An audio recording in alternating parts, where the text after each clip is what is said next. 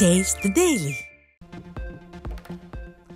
முண்டாசு கவிஞரின் பிறந்த நாளில் மகாகவியின் பெரும்புகழை போற்றி வணங்குவதாக அதிமுக பொதுச் செயலாளர் எடப்பாடி கே பழனிசாமி பெருமிதம்.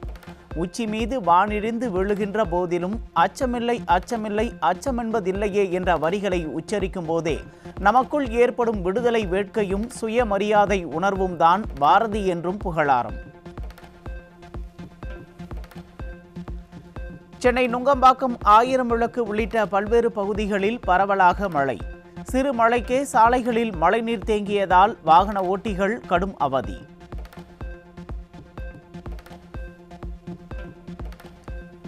தமிழ்நாட்டின் பல்வேறு பகுதிகளில் பரவலாக மழை. அதிகாலையில் இருந்து மழை பெய்து வரும் நிலையில் குளிர்ச்சியான சூழல் நிலவியதால் மக்கள் மகிழ்ச்சி.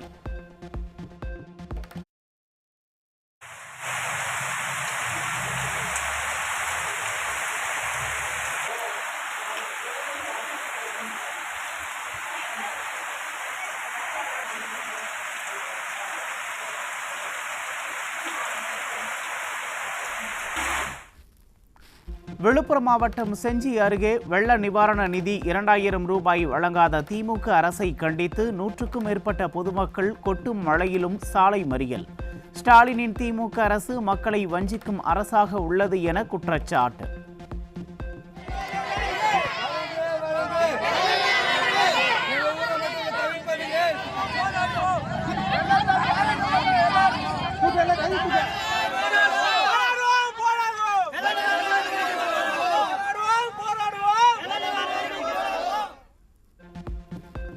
புதுக்கோட்டை மாவட்டம் அறந்தாங்கி அருகே கொடிவயல் பகுதியில் வீட்டின் பக்கவாட்டு சுவர் இடிந்து விழுந்ததில் சிறுமி உயிரிழப்பு.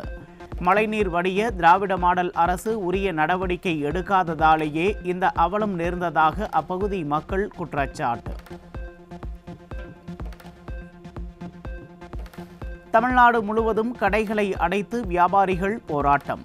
கடை வாடகைக்கு 18% GST வரியை உடனடியாக ரத்து செய்ய வேண்டும் என்றும், வீடுகள் மற்றும் கடைகளுக்கு ஆண்டுதோறும் 6% வரியை உயர்த்துவதற்கும் எதிர்ப்பு. மத்திய மாநில அரசுகளே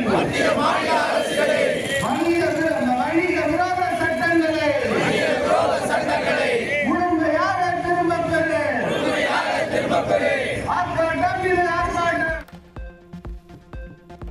இந்து சமய அறநிலையத்துறையில் நடத்தப்பட்ட தணிக்கைக்கு அந்த துறை ஒத்துழைப்பு வழங்கவில்லை. CAG அறிக்கையை வெளியிட்டு தமிழ்நாடு மாநில முதன்மை கணக்காயர்கள் குற்றச்சாட்டு.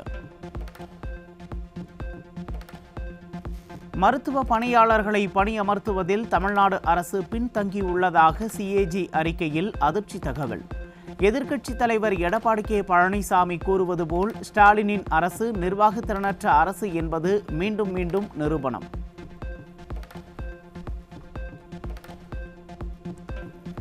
தமிழக போக்குவரத்து கழகத்தின் மொத்த கடன் 21,980 கோடியாக உயர்வு.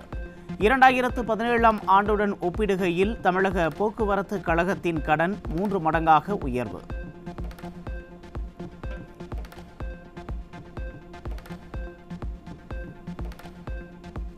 தமிழ்நாட்டின் கடலோர சூழல் அமைவுகளையும் மீனவர் வாழ்வாதாரத்தையும் பாதுகாக்க தவறியுள்ளது தமிழ்நாடு கடற்கரை மண்டல மேலாண்மை ஆணையம். தமிழ்நாடு அரசு CRZ விதிகளை அமல்படுத்துவதில் காட்டிய அலட்சியத்தை அம்பலப்படுத்தியது CAG அறிக்கை.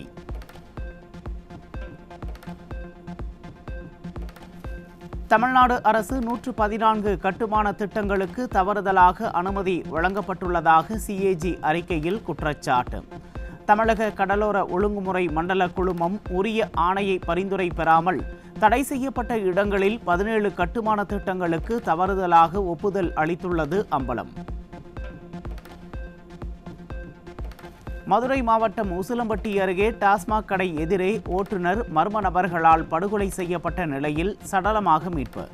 நிர்வாகத்திறனற்ற திமுக ஆட்சியில் கொலை சம்பவங்கள் நிகழாத நாளே இல்லை என்று குற்றச்சாட்டு. விழுப்புரம் மாவட்டம் மயிலம் அருகே கல்லூரி மாணவர்களிடம் விற்பனை செய்வதற்காக வைக்கப்பட்டிருந்த 250 கிராம் கஞ்சா மற்றும் போதை மாத்திரைகள் சிக்கியது. நிர்வாகத்திறனற்ற திமுக ஆட்சியில் மாணவர்கள், இளைஞர்கள் போதைக்கு அடிமையாகி வருவதாக பெற்றோர் குற்றச்சாட்டு.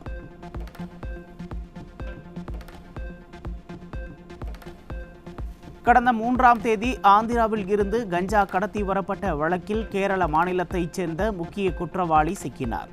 சிறு சிறு வியாபாரிகளை கைது செய்யாமல் மொத்த வியாபாரிகளையும் கைது செய்ய வேண்டும் என்று மக்கள் வலியுறுத்தல்.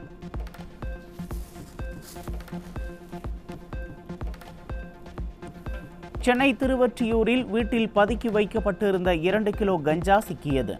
ஆந்திராவில் இருந்து ரயில் மூலம் கஞ்சா கடத்தி வந்த பெண் உட்பட 2 சிக்கிய நிலையில் போதைப் பொருட்களின் கேந்திரமாக சென்னை மாறி வரும் அவலம்.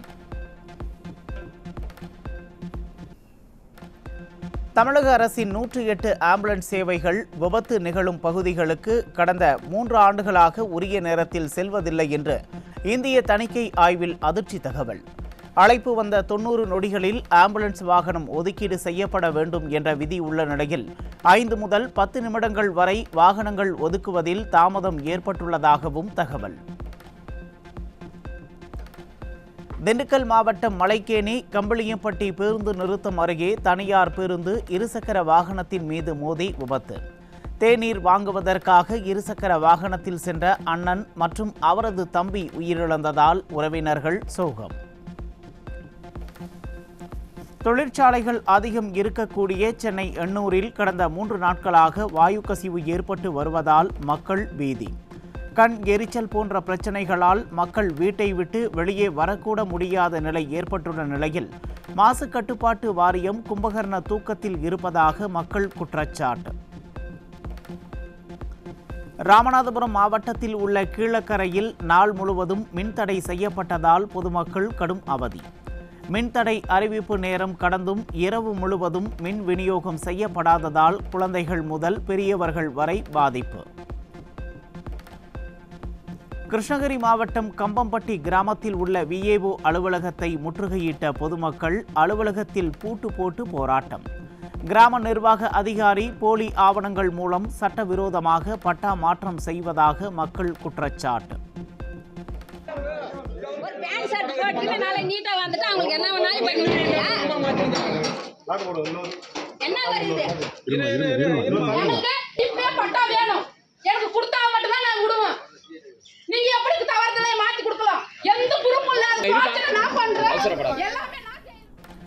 கன்னியாகுமரி மாவட்டம் குளச்சல் மீன்பிடி துறைமுகத்தில் இருந்து கடலுக்கு மீன்பிடிக்க சென்ற விசைப்படகு மீது மோதிய கப்பல்.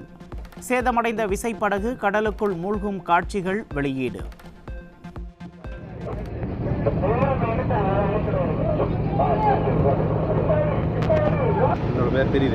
அந்த சைடு ரோமன் தெரியும்.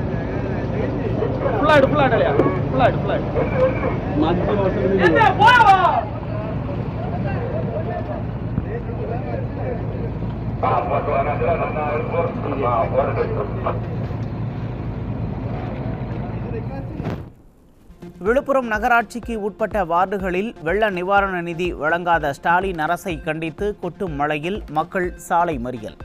ஸ்டாலின் அறிவித்த வெள்ள நிவாரண நிதி வெற்று அறிவிப்பாக மட்டுமே உள்ளதாக மக்கள் குற்றச்சாட்டு.